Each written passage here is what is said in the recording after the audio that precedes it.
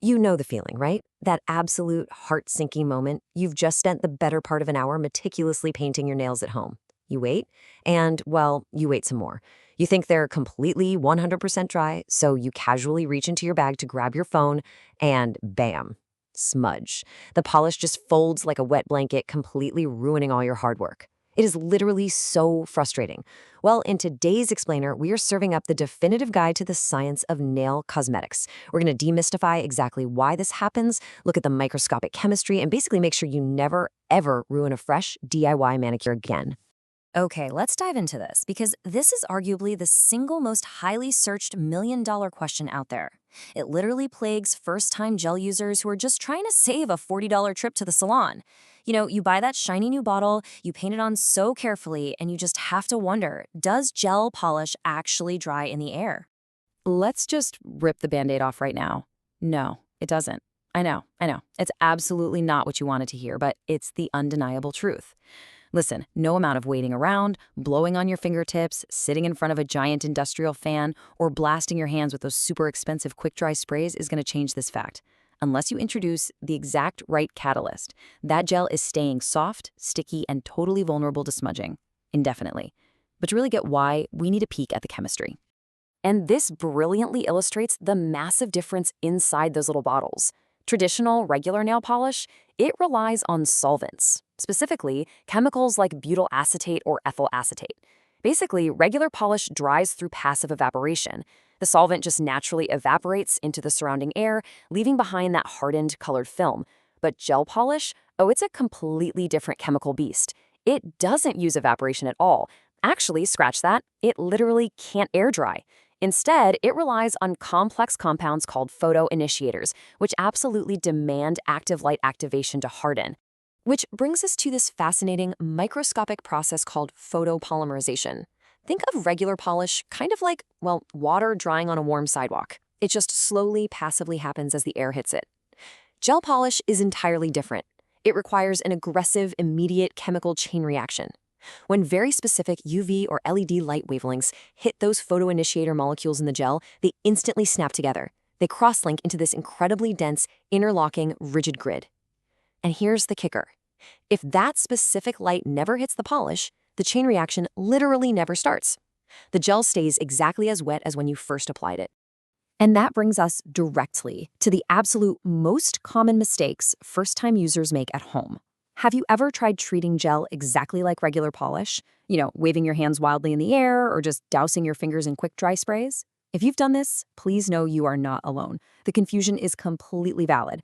The gel bottles look identical to regular polish. The brushes are exactly the same. The colors are just as vibrant. Literally nothing about the packaging tells you it's fundamentally different. But as we just saw, air contact does absolutely zero to initiate that crucial curing process.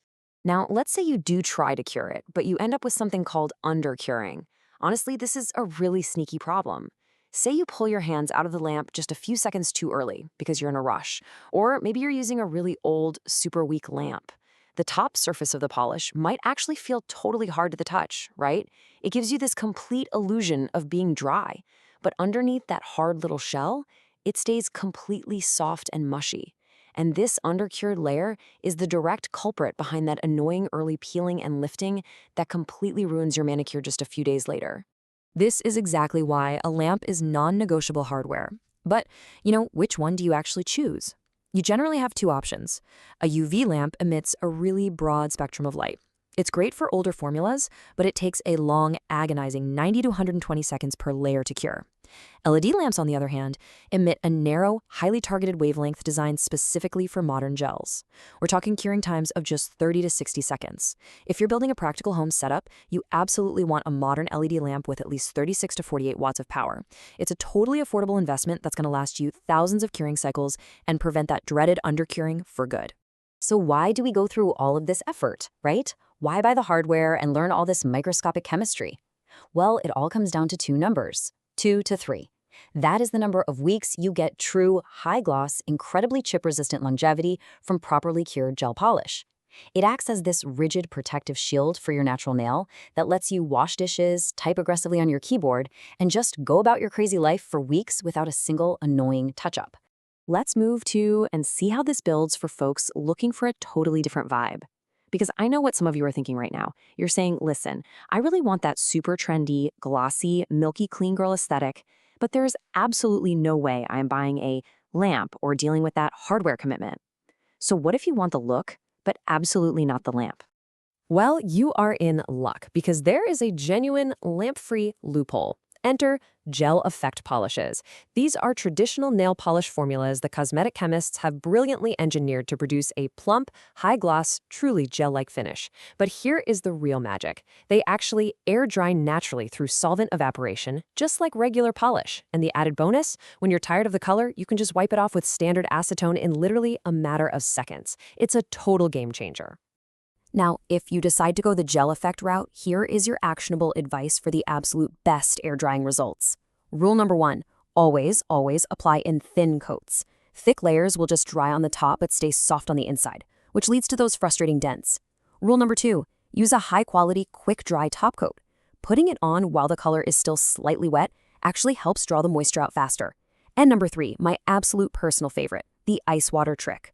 Plunging your freshly painted nails into a bowl of very cold ice water for just 1 minute literally forces the surface to contract, making it immediately resistant to smearing while those deeper layers finish drying naturally.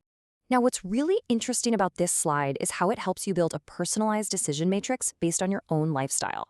True Gel Polish is totally for you if you absolutely want 2 to 3 weeks of bulletproof, chip-free wear. It's for you if you are willing to invest a little money upfront in an LED lamp and prep tools like dehydrators and base coats.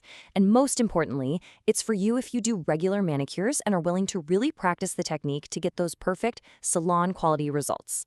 On the flip side, let's contrast that with who should really be using gel effect polish. This is definitely for the person who loves changing their nail color every few days to match a new outfit or just a new mood. It's for you if you want a super quick, low-commitment option, and it is 100% for you if you prefer avoiding the lengthy and sometimes pretty messy 15-minute acetone soak-off process that True Gel requires. It's really the ultimate trade-off, right? You sacrifice weeks of durability for a solid 5 to 7 days of wear, but you get massive gains in convenience and speed. So the crucial point is really this. Maximum hold points to a lamp and True Gel Polish. Maximum convenience and speed points to a quality gel effect air dry formula. Both choices are fantastic, and both are entirely valid ways to get beautifully well-groomed hands. You know, it's not about one being right and the other being wrong. It's simply about aligning the cool science of the product with your own personal goals and your daily routine. Which brings us to the end of our deep dive, leaving you with one final provocative question to ask yourself. Maximum hold or maximum convenience? Which is your priority?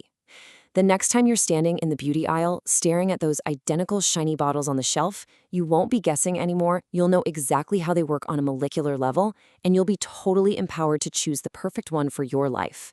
Thanks for joining me on this explainer, and keep learning,